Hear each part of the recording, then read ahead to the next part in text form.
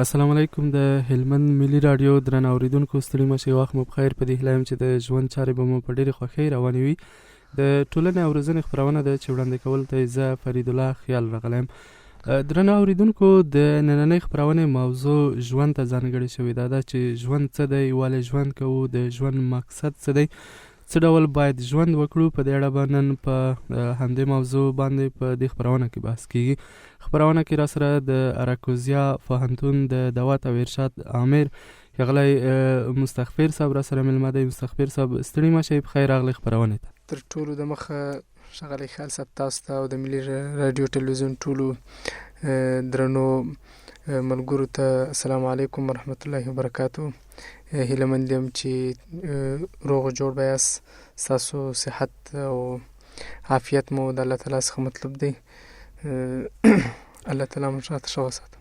ډېره مننه ښاغلی مستغفر صاحب. که پیل یې له دې نه وکړو چې مثلا ژوند څه دی، ولې ژوند کوو، د ژوند مقصد څه دی؟ بسم الله الرحمن الرحیم، نحمده ونصلي على رسوله الكريم، اما بعد فاعوذ بالله من الشیطان الرجیم، بسم الله الرحمن الرحیم، وما خلقت الجن والانس الا ليعبدون، صدق الله العظیم. انسانان الله تعالی د دنیا ته رالیږلي دي د یو هدف او د یو مقصد دپاره.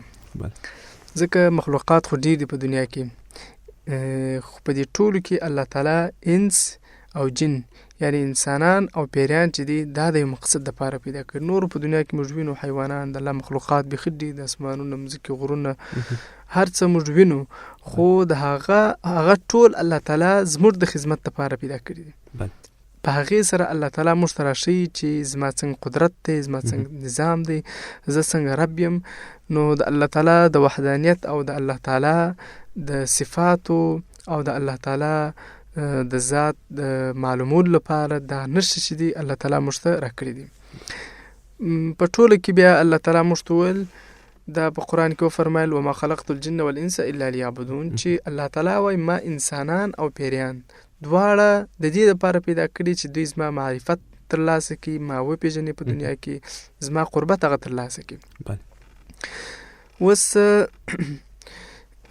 چې کله الله تعالی موږ د خپل عبادت دپاره او بندګۍ دپاره د دنیا ته رالیږلي یو، نو انسان باید ټول وخت بس د خپل هدف ته متوجه سي چې زما دا هدف دی په دنیا کې، باید زه داسې کار ترسره کړم چې هغه په هغې سره زه د الله تعالی رضا او د الله تعالی خوښي ترلاسه کړم. ځکه که چیرې موږ او تاسې فکر وکړو، په دنیا کې یو انسان هم یو داسې کار نه کوي چې هغه د بې مقصده کړي او فالتو یې کړي، بیکاره یې کړي. نو چیرې به رب العالمین چې احکم الحاکمین ذات دی، ډېر د حکمت والا ذات دی، هغه به چیرې بیا داسې کار کوي چې په هغې کې هیڅ یو حکمت او هیڅ یو مقصد پروت نه وي. مثال په توګه یو ډاکټر یو دوا جوړوي، یو ګولۍ، یو ټابلیټ، یو شی جوړوي، په هغې کې د یو هدف لري، فالتو یې نه جوړوي چې سړی پوښتنه ورسره وکړي ډاکټر صاحب دا دوا دې ولې جوړه کړه؟ دا وایي دې دپاره مې جوړه کړه چې مطلب پر خلکو یې خرڅه کړم او که ورته ووایه فایده چې شته، هېڅ فایده نه لري، بس ښه خوند کوي په خوله کې. همداراز یو انجینر دی یو ماشینري جوړه کړي، که څوک پوښتنه ورسره وکړي چې دا ماشینري دی د څه هدف دپاره جوړ کړه او ګټه چې شته، او دی په جواب کې ورته وایي چې دا ماشین دی بس ښه غږ کوي او ښه ډېر تیل خوري او ښه روپۍ زه په ګټم، بس د دې هدف دپاره ما جوړ کړي. نو انسان په دنیا کې خپله یو داسې کار نه کوي. نو چیرې چې الله رب العالمین چې د ډېر حکمت والا ذات دی، هغه هم یو داسې کار نه دی کړی، داسې د دې دپاره هغه د انسان نه دی پیدا کړی چې انسان دلته په دنیا کې په لهو لعب کې په فضولیاتو کې خپل ژوند تیر کړي، د الله تعالی احکامات عملي نه کړي. نو د همدې هدف دپاره انسان الله تعالی نه دی پیدا کړی. یو لوړ او یو ډېر غټ هدف الله تعالی ورته په لاس ورکړی دی. نو د انسان لپاره لازمه ده چې دی خپل هدف ته متوجه سي. بله، ډېره مننه ښاغلی مستغفر صاحب. که د دې ترڅنګ دا هم راته وایي چې مثلا د اسلام د بیناو ترڅنګ د موږ او تاسې نور هدفونه په دغه ژوند کې څه دي؟ په اسلام کې الله تعالی یوازې پر موږ او تاسې باندې فرایض نه دي لازم کړي چې فرض مثال موږ به 5 وخت لمونځونه ادا کوو، روژه به نیسو، زکات به ادا کوو، حج به ادا کوو، بس هم زموږ ستاسې هغه هدف چې دغه پوره سو. ځکه موږ په ژوند کې د معاشراتو جلا باب لرو، د عباداتو جلا باب لرو، د معاملاتو جلا باب لرو، د اخلاقیاتو جلا باب لرو. دغه شان د لمونځ، روژه، زکات، حج دا یوازې په عباداتو کې راځي. هغه نور 3 غټ بابونه د دین او د اسلام هغه هم باید موږ عملي کړو، ځکه الله تعالی زموږ څخه پوره دین غواړي. یا ایها الذین آمنوا ادخلوا فی السلم کافه. الله تعالی فرمای ای مسلمانانو، ای مؤمنانو، تاسې په اسلام کې په پوره توګه داخل سي. نیمګړی اسلام تاسې مه راوړئ. مطلب دا دی د دې خبرې آیت مقصد دا دی چې په اسلام کې چې کم بابونه دي، په اسلام کې چې کم احکامات دي، په ټولو باید عمل وسي، ټول باید عملي سي. یوازې دا نه چې موږ عبادات پر ځای کو او همدا خپل ځان لپاره یو کفایت وګڼو، دا وایي چې بس زموږ په دې باندې غاړه خلاصه ده، الله تعالی به زموږ څخه نور مسؤلیت زموږ څخه الله تعالی نه غواړي. دا زموږ لپاره بسنه باید موږ په دې بسنه ونه کړو. د دې ترڅنګ باید موږ معاشرت باب په دنیا کې عملي کړو. څنګه ژوند وکړو، په کور کې څنګه ژوند وکړو، په بهر کې څنګه ژوند وکړو، د انډوال سره څنګه ژوند وکړو، په کاروبارو. نو د ژوند د رهن سهن هغه هستوګنه ټول په دې باب کې راځي. د دې ترڅنګ اخلاقیات دي. دغه رقم موږ د انسانانو سره په څنګه برخورد وکړو، څنګه د هغو سره یو ځای سو، څنګه کلام موږ د هغو سره وکړو. په دې ټول وختو کې موږ ته د الله او د الله د رسول صلی الله علیه وسلم اقوال او د دوی لارښوونې موږ تاسو ته موجود دي. موږ تاسو کولی شو چې د هغې څخه استفاده وکړو. د الله رسول صلی الله علیه وسلم فرمایي چې په تاسو کې تر ټولو بهتره او تر ټولو غوره هغه څوک دی چې احسنهم اخلاقا، ښه اخلاق ولري، ښه برخورد وکړي په ژوند کې. او د دې ترڅنګ بیا معاملات دي. معاملات کې هم باید موږ د الله او د رسول صلی الله علیه وسلم په احکاماتو باندې ځان خبر کو. داسې یو معاملات تر سره نه کړو چې په هغې کې حرمت راځي، هغه د حرامو خواته ځي. ځکه که یوه ګوله مو د حرامو نسته ولویږي نو 40 ورځې زموږ عبادات نه قبلیږي. دا زموږ دپاره بس دغونه سزا. نو ټول معاملات باید چې هر وخت موږ هر کاروبار شروع کو، هر کار کو، باید د عالم څخه، د مفتی څخه، د ملا څخه پوښتنه وکړو چې داسې کاروبار شروع کوم، په دې کې د شریعت څه حکم دی، داسې معامله مخې ته راته راغله، په دې کې څه وکم. نو دا ټول اړخونه که چیرې موږ وسنجو، تر دې لاندې ژوند وکړو، نو زموږ دین او اسلام چې دی هغه بیا پوره کېږي. یوازې په لمانځه، په روژه، په زکات او په حج ادا کولو باندې زموږ دین نه پوره کېږي. بله، ډېره مننه ښاغلی مستخبر صاحب. د دې ترڅنګ دا هم راته وایي چې مثلا د ژوند تر ټولو مهم شیان کوم دي؟ په ژوند کې تر ټولو مهم اهداف زموږ دا دي چې دا ژوند موږ په یو ښه طریقه، په غوره طریقه باندې تیر کړو. هغه د کورنۍ مینه چې دا هغه موږ جلا پر ځای کړو، د باندې موږ د خلکو سره هغسې ښه برخورد وکړو. او دغه رقم د دین اسلام تر څنګ او د دین اسلام تر احکاماتو لاندې خپل ژوند تیر کړو. دا په ژوند کې زموږ هغه اولنی هدف دی، هغه اولنی مقصد چې الله تعالی موږ دنیا ته راجول بس همدغه دی. د دې تر څنګ باید موږ نور اهداف هم د ژوند پر ځای کو، چې ښه برخورد دی، ښه انسانیت دی، ښه معاملات دی، ښه تجارت دی. هر کار ته چې موږ لاس اچو نو هغه داسې یو کار وي، په یو داسې طریقه تر سره کو چې په هغې کې د الله تعالی او د الله د رسول صلی الله علیه وسلم لارښوونې ټول موږ په هغې کې عملي کړو. ډېره مننه ښاغلی مستخبر صاحب. د ډېری خلک د خپل ژوند څخه شکایت کوي. ستاسې په اند د ژوند تر ټولو ستره ستونزه کومه ده؟ په ژوند کې که چیرې یو څوک خپل د ژوند څخه شکایت لري، نو د هغې تر ټولو لویه ستونزه دا ده چې هغه د دین څخه لیرې دي. ځکه زموږ خلک چې دي هغه د زړه اطمینان او د زړه سکون، څوک په روپو کې ګوري، څوک یې په ښه موټرانو کې ګوري، څوک یې په ښه لوړو تعمیراتو کې ګوري، څوک نورې لارې خپلوي، له لعب اختیاري ځي، پلانکی لوبه وکړه، پلانکی فلم وګوره، پلانکی گیم وکړه، داسې وکړه، داسې وکړه. نو کېدای شي بره موږ خپل هغه هدف ته ورسو، د زړه سکون او هغه د زړه اطمینان ترلاسه کو.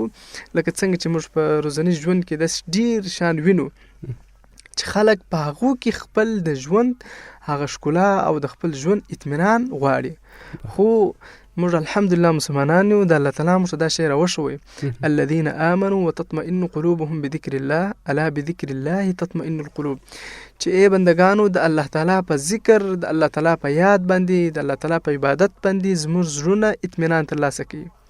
ای خلکو تاسې کومې لارې خپلوئ، هغه لارې داسې لارې دي چې په هغو کې اطمینان نشته، په هغو کې خوند نشته. که چیرې په هغو کې خوند وای نو الله تعالی موږ ته راښولی وای، په اولاد کې، په کاروبار کې، په روپو کې، په ژوند کې داسې شان چې هغه د دین اسلام څخه لرې وي، په هغو شانو کې موږ ته سکون نشته، موږ ته اطمینان نشته. که چیرې څوک په هغې کې سکون غواړي، اطمینان غواړي، نو هغه دا شی نشي ترلاسه کولی. موږ په غربي نړۍ کې دا شان ډېر وینو چې هلته خودکشي ډېره کېږي. ولې کېږي؟ د سروې سره سم داسې هیوادونه چې په اقتصاد کې هغه په نړۍ کې پرمختللي دي، امریکا د جاپان دی، په داسې هیوادو کې خودکشانې تر نورو ځایو ډېرې کېږي. که چیرې د خوراک ستونزه وای چې یو ځای څوک د لوږې خودکشي کوي نو باید دلته نه وای سوی. که چیرې د دې ستونزه وای چې ځای د روپو په نشتون کې یو چا خودکشي کول نو په دا هیوادو کې به کړی وای. یا د لوړ تعمیراتو د موټرانو د نه شتون په وجه که چیرې یو چا خودکشي کوای نو په داسې هیوادو کې به کړی وای. خو د دې هر څه باوجود چې دا ټول څه موجود دي، بیا هم هلته خلک خپل د ژوند وضایع کولو ته تیار دي. د ټول وجه چې شته، وجه دا ده چې هغه د دین اسلام څخه لرې دي، د دین اسلام په خوند باندې نه خبره دي. دا د دین اسلام خوند چې دی دا یو ظاهري شی نه دی چې څوک چاته وروښیي چې دا رقم خوند یا دا رقم. دا ټول روحاني شیان دي چې کله ته عبادت وکړې، کله لمونځ وکړې، روژه ونیسې، د قرآن تلاوت وکړې، نو دغه شان چې دی دا بیا ستا هغه د زړه زنګ لرې کوي. په زړه کې ته یو رقم فرحت، په زړه کې یو رقم اطمینان، یو رقم خوښي ترلاسه کوي چې د هغې په ذریعه باندې د ستا ژوند چې دی هغه د خوښیو خواته ځي. تر ټولو زیات شی چې د انسان په زړه کې اطمینان پیدا کوي ذکر دی، او د هغې تر څنګ د قرآن کریم تلاوت دی. دا داسې شان دی چې د انسان هغه ژوند ټول د خوند ورډکوي. په دې ټولو کې بیا ذکر چې الله تعالی په قرآن کې هم یادونه کړې ده، الا بذکر الله تطمئن القلوب، چې د الله په ذکر سره زړونه مطمئنه کېږي. د دې شي باید ډېر اهتمام وکړو. او ذکر بیا یو داسې اسانه عمل دی چې نه اودس غواړي، نه طهارت غواړي، نه ولاړه، نه ناسته، هیڅ یو قید نه لري. دا په ژوند کې داسې یو بې قید عمل دی چې هر څوک هر وخت په هر ځای کولی شي. او اجرونه او ثوابونه بیا تر داسې حده دي چې د یوه سبحان الله کلمې په ویلو سره الله تعالی د ده یوه درجه په جنت کې لوړوي، یوه یې خطا وربخښي او یوه نیکي ورکوي. نو د یوه سبحان الله دومره ارزښت او دونه اهمیت دی، او د دې ارزښت بیا هغه وخت موږ ته معلومېږي چې کله چې زموږ د دوکې سترګې پټې سي، د دې فاني نړۍ څخه چې موږ سترګې پټې کړو، نو د دې اهمیت او ارزښت موږ ته معلومېږي. او په قیامت کې به، د قیامت په ورځ به انسان تر ټولو لویه او ستره تمنا دا کوي چې کاشکې ما په دنیا کې، او داس تمنا په جنتیان کوي، دوزخیان نه، جنتیان به دا تمنا کوي و کاشکې موږ په دنیا کې یوه لحظه هم د الله تعالی د ذکر څخه بغیر نه وای تېره کړې. نو ذکر یو داسې عمل دی کې چیرې په دنیا کې کوو، دنیا کې به مو هم ژوند آباد وي، خوشحاله به وي، او د اخروي ګټې که چیرې موږ تاسې په فکر او په نظر کې ولټوو نو هغه فایدې هم ډېرې زیاتې دي. ډېره مننه ښاغلی مستغفر صاحب. څنګه کولی شو له ژوند څخه ښه او مؤثره ګټه واخلو؟ د ژوند څخه موږ هغه وخت خپله ګټه اخیستی سو چې کله موږ د ژوند اصول مراعات کو، پر داسې یو تګلاره خپل کو چې هغه یو اسلامي لاره وي، هغه یو زموږ د ګټې لاره وي. په یو ښه تربیت کې موږ یو لاره خپله کو، نو په داسې صورت کې موږ کولی سو چې بیا د ژوند څخه ګټه واخلو. فرض مثال د ماشومتوب د دورې څخه زموږ ستاسې تربیت داسې وسي چې په دین کې وسي، په اسلام کې وسي، نو دا زموږ ژوند چې دی دا بیا په یو اساسي طریقه باندې، په یو اصولي طریقه باندې د زموږ ژوند ټوله راپورته کېږي. بیا که د ژوند په هر بخش کې موږ لاړ سو هر ځای یو نو هغه د دین او د اسلام رڼا زموږ سره سره موږ د خپل ژوند څخه ګټه اخیستی سو. که خدای نه کړ د غم را باندې راسي د غم په صورت کې موږ هم او الله تعالی ته راجع یو او دا به وایو چې انا لله و انا الیه راجعون چې موږ هم د الله تعالی یو او بیرته به الله تعالی خواته ورځو. دا ټول آفتونه دا ټول مشکلات دا ټول مصیبتونه چې پر ما راځي الله تعالی پر دې باندې ماته اجر راکوي. زما په آخرت کې چې زما کوم عمل نامه ده زما کوم اخروی حساب دی پای کې الله تعالی ماته نیکانې را اضافه کوي او دغه رقم دا مشکلات چې پر ما راځي دا ټول د الله له جانب دي. بس همدغه شی زموږ استاد لپاره کافي دی. او دا نور مشکلات راځي نور لوړي او ژوري راځي ژوند سره هر څه تړلي دي. دا که هر څه راځي خو زموږ استاد یقین او ایمان دی چې ټول د الله له جانب دي. که خوشي راځي هم د الله له جانب ده او که درد خدای نه کړ دا غم راځي دا هم د الله له جانب دي. نو دا شی چې دی زموږ استاد ژوند اسانه کوي. بیا که چیرې زموږ استاد په ژوند کې ستونزې هم راځي مشکلات هم راځي نور آفتونه مصیبتونه امراض او هر څه راځي نو دا به موږ ته اسانه زموږ پر ژوند به د اغیز بد اغیز نه لري چې د هغې په ذریعه باندې موږ په ژوند کې بیا خپل لوړو اهدافو ته نصرت رسېدی یا ژوند چې دی هغه زموږ ساسي هغه تر یو سوال لاندې راسي موږ خپل ژوند څخه شکایت وکړو. نو دا په دغه صورت کې نو څه کولی کله چې موږ یو داسې پوخ باور او داسې یو پوخ ایمان او عقیده پر الله تعالی باندې ولرو چې ټول څه د الله له جانب دي نو کېدلی سي بیا د زموږ ژوند چې دی دا یو ښې لارې ته او یو سمې لارې ته روان سي. او یوازې دا نه ده چې د اسلام په لاره کې که چیرې یو څوک یو دیني مدرسې ته ولاړ سي علم اسلامي علم ترلاسه کړي نو د هغه ژوند به خوشحاله وي هغه په آخرت کې کامیابه وي. بلکې داسې خبره نه ده. په دنیا کې هر کار هر څوک چې هر وخت کوي که چیرې په دې کې ښه نیت وکړي للهیت مقصد وي د الله تعالی رضا مقصد وي د خلکو د عوام الناس او د خلکو خدمت مقصد وي نو الله تعالی دوی ته اجر ورکوي. مثال په توګه عالم چې دی دا خو موږ تاسو ته معلوم دی چې اسلامی او دینی لارې خپل کړي د ټول وخت د الله د الله رسول صلی الله علیه وسلم اقوال اعمال افعال ټول بس دا تر سره کوي بس ژوند هم دغه دی. اوس که چیرې ډاکټر سي نو ډاکټر ته هم الله تعالی دغونه زیات اجر ورکوي لکه څنګه چې عالم ته ورکوي. داسې نه دی چې ډاکټر ته الله اجر نه ورکوي د پر خدمت باندې او عالم ته ورکوي. هیڅ کله داسې نه دی. ډاکټر که چیرې خپل په ډاکټري کې یو داسې هدف ولري چې زه دا ډاکټري کوم د خلکو علاج کوم د خلکو خدمت کوم دا په دې وجه چې الله تعالی زما څخه خوشاله سي او خلک زما د ډاکټري څخه زما د فن څخه زما د هنر څخه ګټه ترلاسه کړي زه د خلکو دپاره د یو خادم حیثیت ولرم نو په داسې وخت کې الله تعالی د ډاکټر ته هم پوره اجر ورکوي. دغه رقم انجینر دی که چیرې خپله انجینري په داسې طریقه باندې کوي چې په هغې کې د خلکو خدمت مقصد وي نو په داسې وخت کې الله تعالی ودته هم اجر ورکوي. یو نجار که چیرې نجاري کوي دغه رقم یو بنا که چیرې بنایي کوي په د خپل بنایي کې یو ښه هدف ولري یو ښه اخلاص او ښه نیت ولري دا نیت چې د هر څوک چې په دې کې آبادیږي دلته راځي ژوند کوي نو دا هغو دپاره ډېر لوی خدمت دی. زه په دې نه دا ځای جوړوم نو الله تعالی پر دې هم دوی ته اجر ورکوي. حضرت علي رضی الله تعالی عنه څخه یو يهودي پوښتنه وکړه تاسې په ورځ کې څو ساعته عبادت کوئ؟ نو هغه ورته وویل موږ په ورځ کې 4 ساعته عبادت کوو.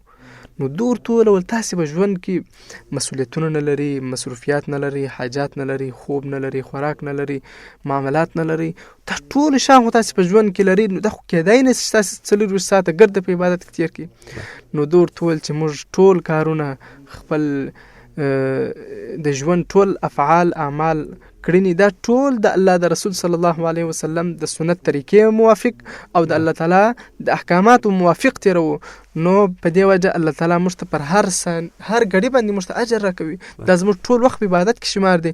مثال په توګه چې موږ خوب کوو نو خوب د الله د رسول صلی الله علیه وسلم پر سنت طریقه باندې کوو. کله چې پریوزو نو پرستا بغل باندې پریوزو د خوب دعا وایو چې اللهم باسمک اموت واحیا او دغه رقم چې کله راپورته سو نو دعا وایو الحمدلله الذي احیانا بعد ما اماتنا والیه النشور. نو دا زموږ خوب چې دا په عبادت کې شمار شو ځکه د الله د رسول صلی الله علیه وسلم پر سنت طریقې موافق سو. که چیرې موږ خوراک کوو یو مباح عمل دی هیڅ که چیرې موږ کوو الله تعالی په دې باندې موږ ته اجر نه راکوي او که چیرې نه کوو نو الله تعالی ګناه نه راکوي. خو که چیرې موږ دا خوراک د الله د رسول صلی الله علیه وسلم پر طریقې وکړو، د سنت طریقې موافق وکړو، چې کله ډوډۍ ته کښېنو نو پر سنت طریقه باندې کښېنو، دغه رقم بسم الله وعلى برکت الله بسم الله ووایو، که چیرې بسم الله را صحیح رسي بسم الله اوله و آخره دا دعا ووایي، او په اخر کې چې کله ډوډۍ وخورو نو د الله حمد بیان کړو، الحمدلله الذي اطعمنا وسقانا وجعلنا مسلمین. نو ډوډۍ چې موږ وخوړل پر دې باندې الله تعالی موږ ته اجر راکوي. اوبه څښو، د اوبو ټول سنتونه پر ځای کړه، پر ثلاثه راپورته کړه، په دروسای وڅښه، پر هر وار چې څښې بسم الله ووایه، او کله چې اوبه راواخلې په اوبو کې وګوره، او په اخر کې چې کله اوبه وڅښلې نو دعا ووایه، نو د ستا د اوبو پر څښلو باندې هم تا ته الله تعالی اجر درکوي. نو دا ژوند د مؤمن دپاره الله تعالی دونه اسانه او دونه سهل ګرځولی دی، که چیرې دی په خپل ټولو وختو کې د ژوند په ټولو کارو کې الله تعالی خپل مرجع وګرځوي، نو دی په ژوند کې هیڅ ستونزه او هیڅ مشکل ونه لري، او په ژوند کې به دی ټول وخت خپل لوړو او مهمو اهداف ته رسیږي. ځکه خنډ دته په دنیا کې نه جوړیږي، ځکه مصیبت او مرض او آفت او مشکل دا شی هم دته خنډ نه جوړیږي، او که چیرې خوشحالي ورته راسي دا شی هم دته خنډ نه جوړیږي په مخ ته تللو کې. ځکه دا ټول دی وایي چې کل من عند الله، ټول د الله له جانب دي. چې کله د الله له جانب سو پر ما باندې هر څه راځي، زه ورته حاضر یم، ازما دپاره یو خنډ نشي جوړېدی. بله، ډېره مننه. یعنې په همدغه بحث کې که دا خبره په لنډو کې ووایو چې که هر هغه څوک چې ژوند کوي یا خلق شوی دی، هغه د خدای پاک په هر کار کې هغه مرجع وګرځوي، نو هغه کار یې ورته عبادت کیسوي. بیخي همداسې خبره ده. ډېره مننه ښاغلی مستغفر صاحب. د ژوند د پوره کولو لپاره څه ډول عملونه وکړو؟ ژوند که چیرې موږ تاسې پوره کول غواړو او دا ژوند په یو ښه طریقه باندې تېرول غواړو، نو ټول هغه اسلامي اصول او اسلامي احکامات که چیرې موږ عملي کړو، نو دا ژوند چې دا به زموږ او ستاسې دپاره یو پوره نمونه سي، دا ژوند به پوره وي.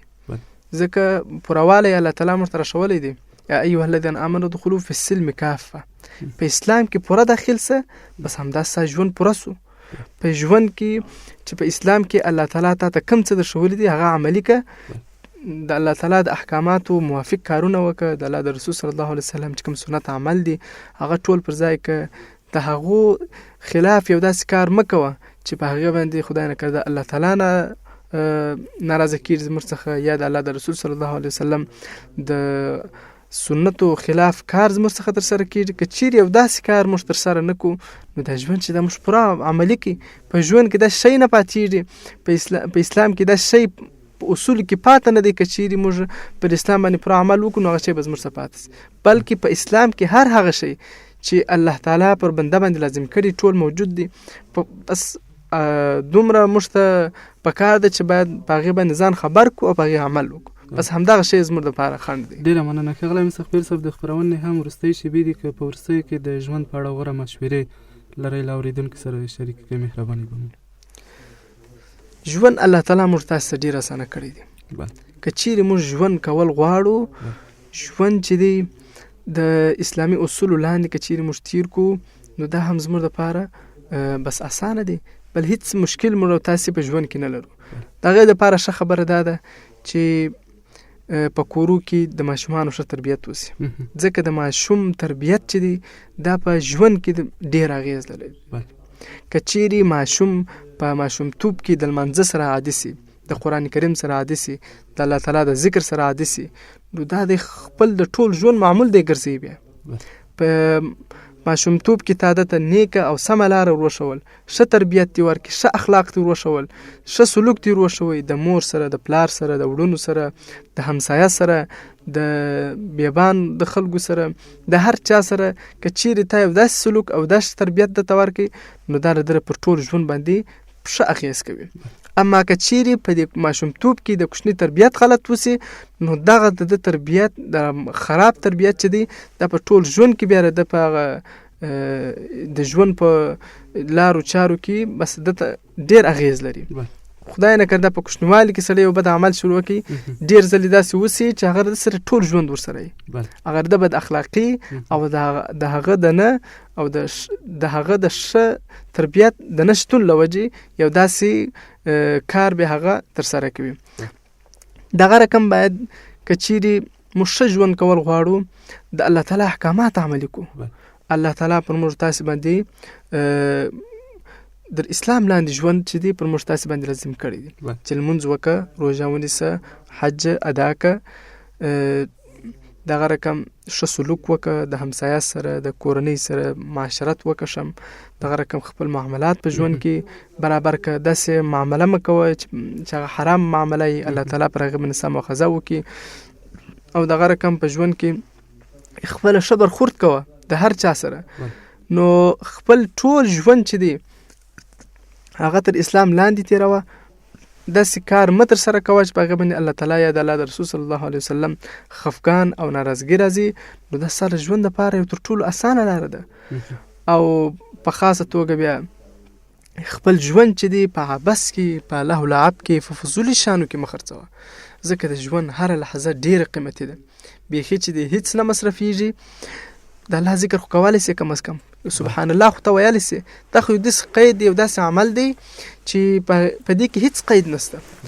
په ژوند کې که چیرې ته لمونځ نه کوې، فرض مثال یو کار کوې، په کور کې موږ ښځې کارونه کوي یا د باندې نارینه کارونه کوي، خپل کار دی کوي، خو دا ژبه دی ټول وخت د الله په ذکر باندې لندوي، نو دا ژوند به ټول داسې تیر سي چې په هغې کې د الله تعالی یاد وي او د الله تعالی د نافرمانۍ څخه د ژوند ټول ژغورل شوی.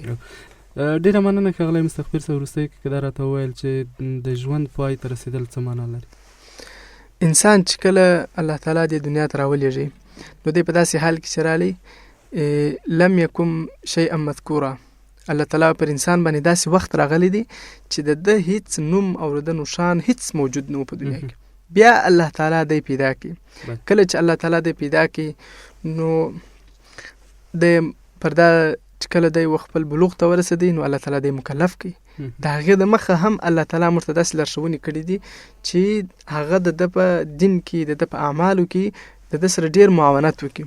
الله تعالی وایي تاسې په 7 کالو کې خپل اولاد و نیکو ته امر کوي، په لمانځه باندې امر کوي، او کله چې 10 کالو ته ورسېږي نو پر هغې باندې تاسې وهل شروع کړي دوی سره. کله چې انسان بلوغ ته ورسېدي نو د الله تعالی د ټولو احکاماتو دی پابند سو، دی مکلف سو، هیڅ کله به دی داسې عمل نه پرېږدي چې الله تعالی پر ده باندې لازم کړي او الله تعالی پر ده باندې فرض کړي، ځکه د ده سزا او د ده جزا دا وخت شروع سول. که چیرې ښه عمل وکړي الله تعالی پر ده باندې ودته اجر ورکوي، او که چیرې بد عمل ترسره کړي الله تعالی په دې باندې دته سزا او جزا ورکوي. دغه رقم به دی خپل ژوند تېروي، په ژوند کې به داسې کار نه کوي چې د الله تعالی د احکاماتو د نبي علیه السلام د سنت طریقو خلاف وي. نو دا ژوند په داسې طریقه باندې دی پای ته رسوي. کله چې په داسې طریقه باندې دی پای ته ورسوي او دته مرګ راسي په داسې حالت کې، نو دا سړی خوشبخته دی، دا کامیاب دی، ځکه د الله تعالی د عبادت وخت چې دی هغه هم تر مرګه پورې دی. واعبد ربک حتی یأتیک الیقین، الله تعالی وایي تر څو چې تا ته مرګ راځي تر هغه وخته پورې ته د الله تعالی عبادت وکړه. کله چې تا تر مرګه پورې د الله تعالی عبادت وکړي، د دنیا څخه په داسې حال کې ولاړې چې تا ایمان ستا سره کامل سالم ولاړې، په دنیا کې تا داسې کار نه وي ترسره کړی چې هغه ستا دپاره خنډ وګرځي، نو د آخرت کې چې الله تعالی کومې وعدې د خپل مؤمنو بندگانو دپاره کړي وي هغه ټولې وعدې ستا سره هم در سره دي. ستا ژوند چې دی کامیابه او کامرانه د دنیا څخه ولاړې. بله، ډېره مننه ښاغلی مستغفر صاحب، کور ودان چې بلنه مو ومنله او راغلی تر دې ځای زحمت مو وایستو. ستاسو څخه هم ډېره مننه کوو، جزاکم الله خیرا. ډېره مننه درنو اورېدونکو، د ټولنې او روزنې خپرونه همدومره وه. تر بیا بله خپرونه یې تاسو ته ښې چارې ښه وختونه، لوی الله مو مل شي.